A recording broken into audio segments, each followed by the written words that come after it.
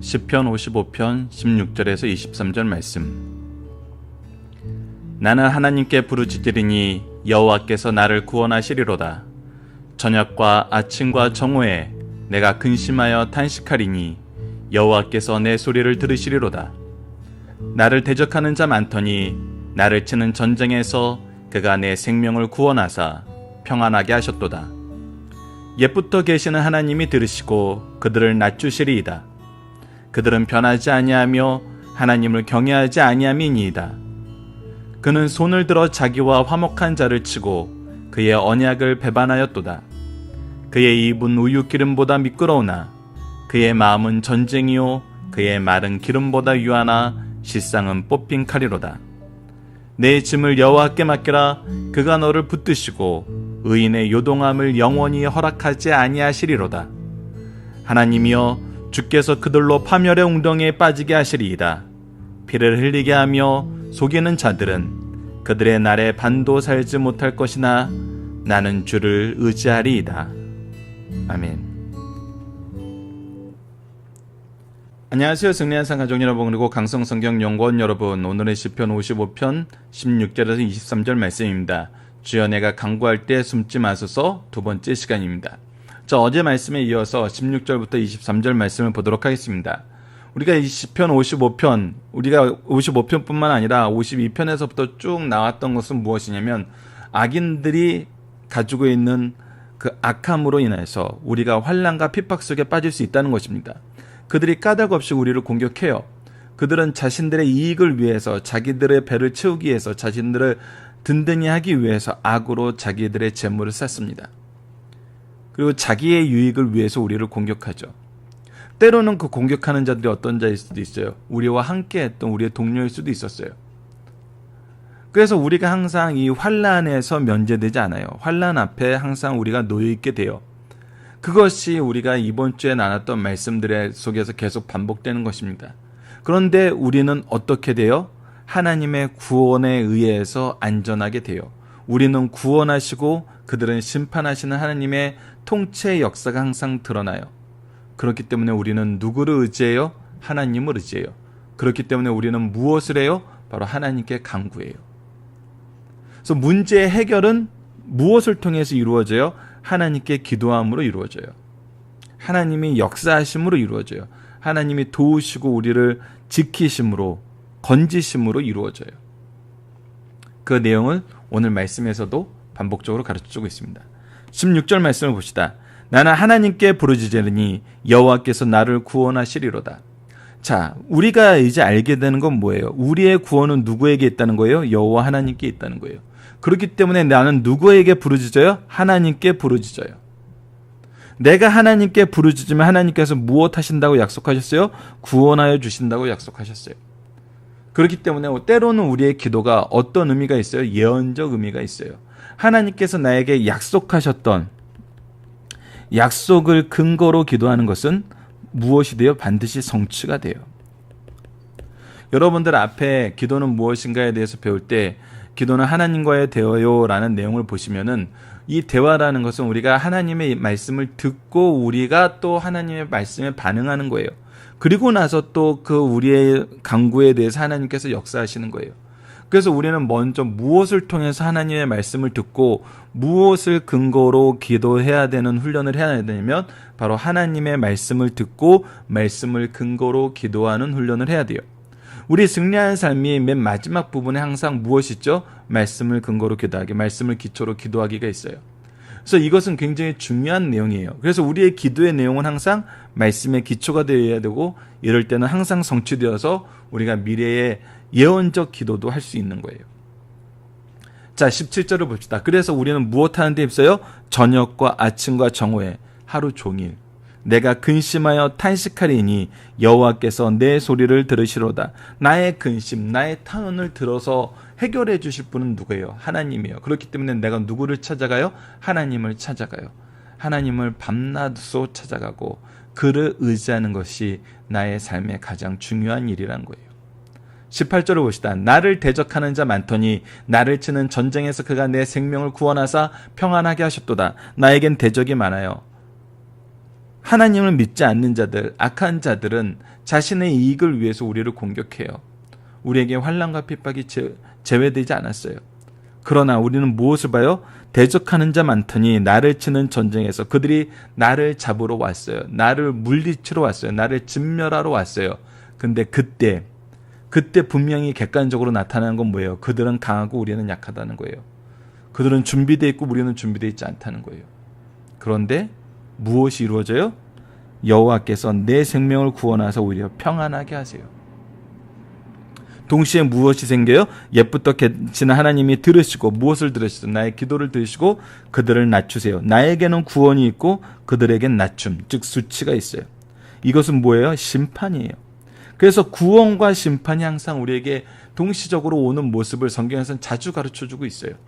그것을 통해서 위기 가운데 우리가 의지해야 될 분이 누구임을 더더욱 강조해요? 하나님임을 강조해요. 그래서 우리가 무엇해야 됨을 강조해요? 기도해야 됨을 강조해요. 이런 하나님의 심판 속에서도 악인들은 어떻게 됩니까? 그들은 변하지 않으며 하나님을 경외하지 않아요. 그래서 우리가 본질적으로 그들의 모습을 봐야 돼요. 악인들의 모습은 어때요? 그는 손을 들어 자기와 화목한 자를 치고 거짓 화목으로 위장하고 결국 우리를 공격해요. 그리고 언약을 배반해요. 약속을 배반해요. 그의 입은 우유 기름보다 미끄러우나 달콤해 보이고 고소해 보이고 잘 넘어가는 것 같아요. 근데 그의 마음은 전쟁이요 그의 말은 기름보다 유하나 뽑으면 실상 칼이로다. 전쟁과 칼을 우유나 기름으로 포장하고 있다는 거예요. 그들은 배반자요. 그들은 화목한 자를 잡아먹는 자들이에요. 우리가 누구를 의지해야 될까요? 누구를 의지해야 될까요? 세상이 강해 보이나 세상의 본질은 이런 모습이에요. 20절에서 21절 모습이에요. 그러나 우리 여호와는 어떤 분이에요? 그의 공의 앞에 그의 무릎 앞에 끌었을 때는 그의 영광스러운 모습에 의해서 우리가 우리의 죄 때문에 그 앞에 무릎 꿇을 수밖에 없어요. 우리가 그분의 임자 앞에 머리를 들 수가 없어요. 하지만 그분은 어떤 분이에요? 우리를 살리시는 분이고 우리를 사랑하시는 분이고 우리에게 은혜를 아끼지 않는 분이세요. 우리가 이것을 이미 지난달 로마서를 통해서 확인했었습니다. 그래서 22절 이렇게 고백합니다. 내 짐을 여호와께 맡기라. 우리가 의지해야 될 분은 여호와라. 그가 너를 붙드시고 의인의 요동함을 영원히 허락지 아니하신다. 영원한 약속을 주시고 성취하실 분은 누구뿐이다? 여호와뿐이다라는 거예요. 이것을 시인이 경험하였고 시인이 고백하였고 시인이 선포하고 있어요. 우리 또한 이것을 고백하고 경험하고 선포하게 됩니다. 23절입니다. 하나님이여 주께서 그들로 파멸의 웅덩이에 빠지게 하시리이다. 피를 흘리게 하며 속이는 자들은 그들의 날에 반도 살지 못할 것이나 나는 주를 의지하리이다. 하나님의 심판은 반드시 이루어집니다. 하나님의 통치는 영원합니다. 자, 이제 우리는 누구를 의지해야 될까요? 악인의 길을 가야 될까요? 주님을 의지해야 될까요? 성경은 우리에게 무엇이 지혜이고 무엇이 생명의 길이고 무엇이 승리하는 길임을 분명하게 가르쳐줍니다. 나는 주를 의지하는 것입니다. 우리는 주를 의지하는 주님의 백성입니다. 본문 묵상하기를 보도록 하겠습니다. 환난 가운데 우리가 의지하는 분은 누구이며 우리는 무엇을 하며 구원을 간구하나요? 우리가 의지할 분은 오직 여호와이며 그분에게 탄식함으로 그들에게 기도함으로 우리는 구원을 간구해야 됩니다. 하나님은 구원을 이루실 때 어떻게 이루십니까? 바로 대적들이 나를 치러 오는 그 전쟁 속에서 내 생명을 구원하사 평안하게 하시고 오히려 그들을 나를 공격하는 대적들은 낮추십니다. 구원과 심판이 동시에 오죠. 악한 자들의 특징은 뭡니까? 이러한 심판이 있어도 여전히 뭐예요? 하나님을 경외하지 않아요. 그리고 오히려 손을 들어 화목으로 포장한 그들을 칩니다. 언약을 배반해요. 하나님하고 완전 정반대예요. 하나님은 평화로 오셔서 우리에게 평화를 주시고 언약을 주시고 언약을 성취하십니다. 그리고 우리를 먹이세요. 그러나 악한 자들은 어떻게 돼요?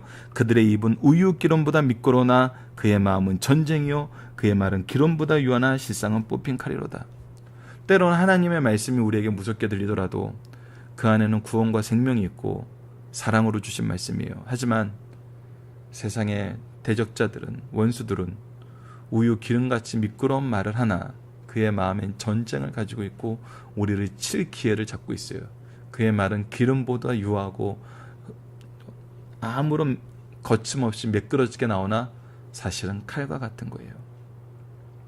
마지막 4번입니다. 하나님은 어떻게 하나님의 공의와 구원을 나타내십니까? 내 짐을 여호와께 맡기라. 그가 너를 붙드시고 의인의 요동함을 영원히 허락하지 아니하신다 그랬어요. 우리가 주를 의지하면 우리를 영원히 지키신다는 거예요. 영원히 굳게 붙잡아 주신다는 거예요. 그리고 어떻게 해요? 반드시 그들을 향한 심판이 이루어져요. 23절 하나님이여 주께서 그들로 파멸의 운동에 빠지게 하시리이다. 비를 흘리게 하며 속이는 자들은 그들의 날에 반도 살지 못할 것이나 그들은 심판을 당해서 그들의 연수도 채우지 못할 것이나 우리는 영원히 요동함을 얻지 않아요. 우리는 주를 의지하게 됩니다. 중심 사상을 봅시다. 첫 번째, 하나님은 나에게 어떤 분이시며 기도가 어떤 것인가를 아는 성도들은 어떤 경우에도 기도하게 됩니다. 여러분, 기도가 무엇인지는 우리 적용하기 위해서 좀 더 보도록 하겠습니다. 하나님은 나에게 구원의 하나님, 능력의 하나님, 언약의 하나님이십니다. 또 주께서 기도할 때 믿고 의심치 않으면 반드시 응답하신다고 약속하셨어요. 그러므로 이를 아는 성도들은 어떤 일을 할 때나 위기에 처했을 때 반드시 기도하게 됩니다. 이때 기도는 응답받고 승리하게 됩니다. 이러한 성도들의 삶의 원리를 가르쳐 주시는 말씀이 바로 오늘 시편 말씀입니다. 두 번째, 우리를 해하는 원수들은 강하나 나를 보호하시는 주의 능력은 그 어떤 세력보다 강하다는 거예요. 우리 주변에 우리를 해하는 원수들은 불경건하고 고집스럽고 잔인하며 배신적입니다. 그러나 겁낼 것 없어요. 왜냐하면 우리가 하나님을 신뢰하고 의지하면 하나님께서 함께 하셔 반드시 이기게 하시기 때문이에요. 반드시 승리하게 하십니다. 넉넉하게 이기게 하십니다. 로마서 8장 37절 말씀이죠. 성도가 세상을 이기면 이것이니 우리의 믿음입니다. 주를 믿고 따르는 모든 성도들은 그 어떤 경우에도 승리한다는 사실을 분명하게 가르쳐주고 있습니다.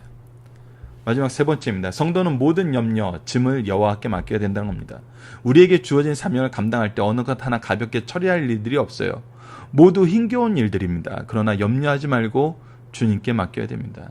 하나님은 우리에게 감당할 수 없는 시험을 허락하지 않으시고 그것들을 감당할 능력을 주십니다.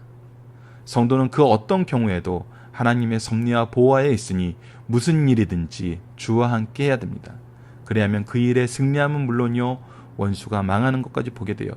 구원과 심판, 승리와 멸망은 항상 분명하게 나타납니다.